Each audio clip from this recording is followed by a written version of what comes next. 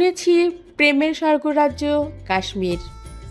সারা পৃথিবী থেকে একটু একটু সৌন্দর্য নিয়ে স্রষ্টা কাশ্মীর সাজিয়েছেন।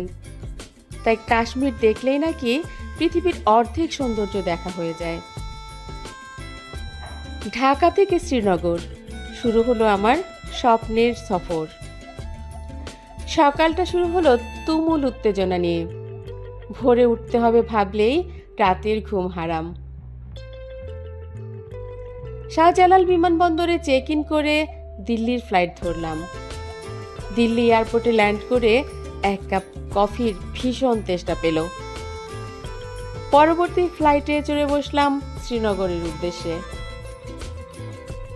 বিকেলের দিকে যখন শ্রীনগরে নামলাম, ঠান্ডা বাতাস আর পাহাড়ি সৌন্দর্যে একেবারে মুগ্ধ। সন্ধ্যায় সরাসরি ডাল লেক। হাউস বোটে চেক ইন করলাম। রোমান্টিক ওয়াটার ভিউতে বসে আমি কি কাউকে মিস করছি? শিকারা রাইড দিলাম।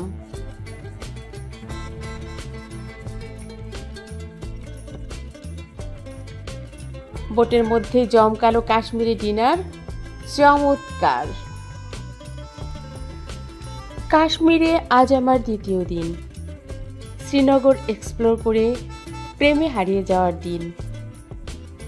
সকালে কাশ্মীরি কাহওয়া চায়ের কাপে চুমুক দিয়ে অসাধারণ লাগলো। প্রথম গন্তব্য মুঘল গার্ডেন। যেন স্বপ্নে রাস্তা দিয়ে যাচ্ছি আমি। সত্যি সত্যি স্বপ্নের বাগান। একসঙ্গে ছবি তুলতে তুলতেই সময় কোথায় চলে গেল টের পেলাম না। এরপর গেলাম টিউলিপ গার্ডেন। শুনেছি বেলজিয়ামের পর এটি বিশ্বের দ্বিতীয় বৃহত্তম টিউলিপ গার্ডেন। বেলজিয়াম আমি যেতে পারবো কিনা জানি না, তবে কথায় মিল পাচ্ছি। এ যেন এক টুকরো বেলজিয়াম, চারিদিক রঙিন ফুলে ভরা, যেন ভালোবাসার গল্পের বাস্তব রূপ। আমার তো টিউলিপ বাগান থেকে যেতেই ইচ্ছে করছে না, মনে হচ্ছে যেন এক টুকরো বেহেশত। কিন্তু শুধু ছবি তুললে আর ভিডিও করলে কি হবে? পেট তো ক্ষুধায় চো চো করছে। ইঁদুর যেন ডন মারছে পেটে। কি খাবো? শুনেছি এখানে কাবাবটা বেশ ভালো।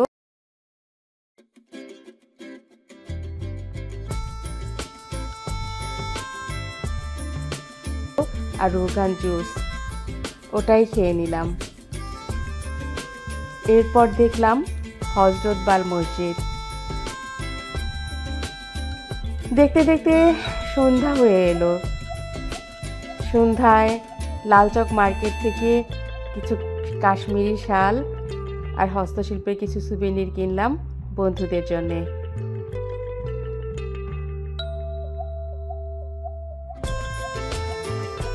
ফিরে এলাম নিজের যে জায়গাটাতে থাকবো সেই কটেজে। অসাধারণ কাটলো আমার কাশ্মীরে দ্বিতীয় দিন। আজ যাব গুলমার্গ, স্বর্গীয় বরফের রাজ্য। রাস্তাগুলো যেন দেখে মনে হচ্ছে এই পথ যদি না শেষ হয় তবে কেমন হতো তুমি বলো তো। আমি যদি শিল্পী হতাম, খুব চমৎকার করে আসলে গান করতে করতে যেতে পারতাম এই রাস্তাটা দিয়ে। গুলমার্গ আসলেই অপূর্ব অপূর্ব, এটা আমি ভাষায় প্রকাশ করতে পারবো না। পাহাড়ি পথ এত চমৎকার লাগছে যেতে, কেন যেন মাঝে মধ্যে খুব মন খারাপও লাগছে। পৃথিবীর সব সুন্দর একা দেখা যায় না।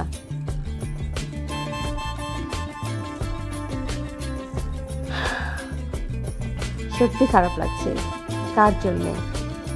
তেমন তো কেউ নেই। গন্ডোলা রাইডে উঠলাম। একদম পাহাড়ের চূড়ায় 14,000 ফুট উঁচুতে বরফের রাজ্যে আমি যেন হারিয়ে গেছি। আমি কি করে আপনাদেরকে বর্ণনা করব, কেমন করে বোঝাবো গুলমার্গ আসলে কত সুন্দর। আমি জানি না আমি যে ভিডিও করছি এতে আসলে আপনারা বুঝতে পারবেন কতটা যে সত্যি সত্যি গুলমার্গ হারিয়ে যাবার মতো একটা জায়গা। জীবনে বেঁচে থাকলে অবশ্যই গুলমার্গ আসবেন। সাদা সাদা বরফ, এ যেন বরফের চাদর, এ যেন প্রেমের এক স্বর্গ রাজ্য, এ যেন কারো চোখের দিকে তাকিয়ে থাকা অপলক। এটাই সেই জায়গা যেখানে আসলে বারবার আসতে ইচ্ছে করবে জীবনে।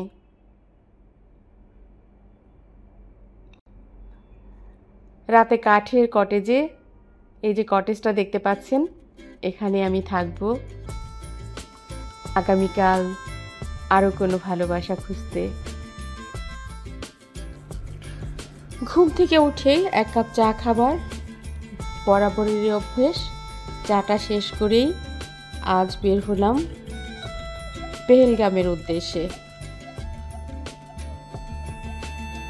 এটা লিদার নদী। কারো হাত ধরে হাঁটতে অসাধারণ ইচ্ছে করছে। মনে হচ্ছে এটাই জীবনের সবচাইতে রোমান্টিক মুহূর্ত।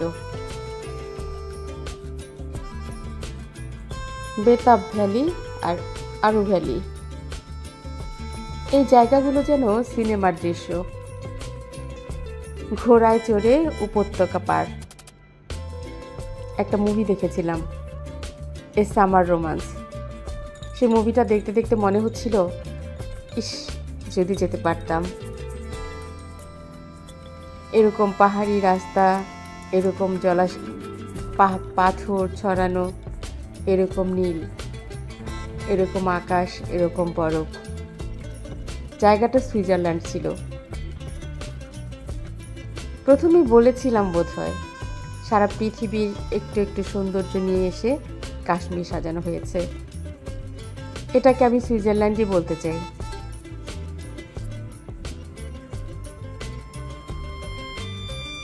এখান থেকে যেতে ইচ্ছে করছে না, তবু সন্ধ্যা ঘনিয়ে এলো, ফিরতে তো হবেই। পাইন কাঠের রিসোর্টে মনে হচ্ছে যেন সন্ধ্যাটা না হয়ে যদি আরো একটু বিকেল থাকতো। বরফ শীতল উষ্ণতা ছড়াচ্ছে চারিদিকে। যদি কেউ থাকতো, আমাদের গল্পগুলো উষ্ণতা ছড়াতো তো নিশ্চয়ই। এত প্রেমে মস্তে নেই, এবার ঘুমাতে হবে, আবার সকালে উঠতে হবে।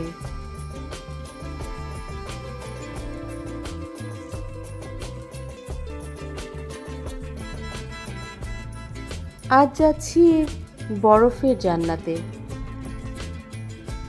রাস্তাগুলো দেখেই বোঝা যাচ্ছে বরফে ঢাকা। খুব ভোরে যাত্রা শুরু করেছি। চায়ের টেস্টটা যেখানে সেখানে পাবে এটা জানতাম, সাথে একটা ফ্লাস্ক এজন্যই নিয়েছি। থাজিয়ান হিমবাহে বরফের মাঝে নিজেকে নতুন করে আবিষ্কার করছি। সাদা সাদা বরফ, মনে হচ্ছে গিলে খাই।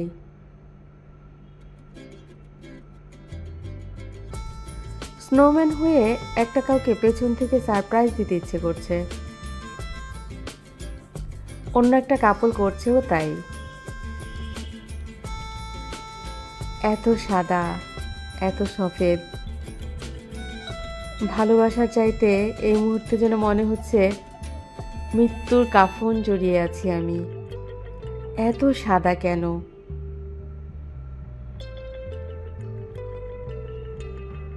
আসবেন। সোনামার্গে না এলে জীবনটা অপূর্ণই থেকে যাবে আপনাদের। বিকেল হয়ে এলো, ফিরতে হবে। ক্ষুধাও পেয়েছে প্রচুর।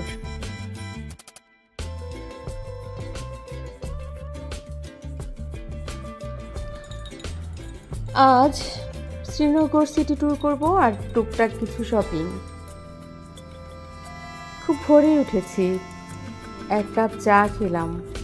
এবার শঙ্করাচার্য মন্দির যাব। শঙ্করাচার্য মন্দিরটা অনেক পুরনো। এই মন্দিরের উপর থেকে পুরো শ্রীনগর শহরটা দেখা যায়। এটা লালচক মার্কেট। বাদামওয়ারি গার্ডেনে বেশ কিছু সময় কাটলো। কাশ্মীরি পশমিনা শাল আর কিছু টুকটাক কেনাকাটা। আজকের দিনটা এইভাবেই কেটে গেল। ঘুমিয়ে পড়তে হবে, আগামীকাল আবার খুব ভোরে উঠতে হবে। কাশ্মীরের মোট আয়তন 2,22,236 বর্গ কিলোমিটার, যা বর্তমানে 3টি দেশের নিয়ন্ত্রণে বিভক্ত। ভারত প্রায় 43%, পাকিস্তান প্রায় 37%, চীন প্রায় 20%। এই হচ্ছে কাশ্মীরের অবস্থা।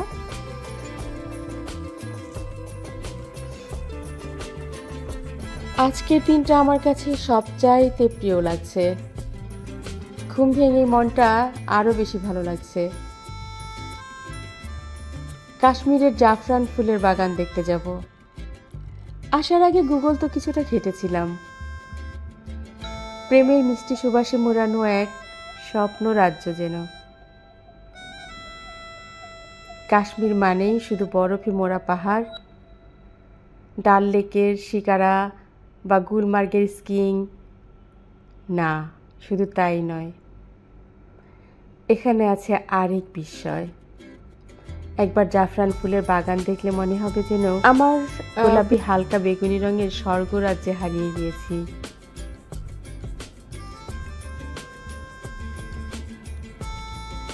পাম্পোর শহর এটাকে বলে। এটাকে জাফরানের শহরও বলা হয়। এখানে রয়েছে ভারতের বৃহত্তম জাফরান চাষের ক্ষেত। শ্রীনগর থেকে মাত্র 25 কিলোমিটার দূরে অবস্থিত এই এলাকা প্রতি বছর অক্টোবর নভেম্বর মাসে রঙিন হয়ে ওঠে। এটা ভালোবাসার রঙে রাঙানো জাফরান ফুল। জাফরান ফুলের পাপড়িগুলো হালকা বেগুনি, আর এই যে দেখতে পাচ্ছেন মধ্যবর্তী লম্বা গাঢ় লাল কমলা স্টিগমাগুলো, এগুলোই আসল জাফরান, এগুলোই আসল মশলা। যখন এই বাগানে প্রবেশ করবেন তখনই বাতাসে ছড়িয়ে পড়বে এক মিষ্টি হালকা মধুর মতো সুগন্ধ। এটা আমি আপনাদেরকে বলে বোঝাতে পারবো না। আমি যেন মন্ত্রমুগ্ধ হয়ে গেছি। যদি কেউ কাপলদের সঙ্গে আসেন, এটা হবে জীবনের সেরা অভিজ্ঞতা, সেরা রোমান্টিক মুহূর্ত।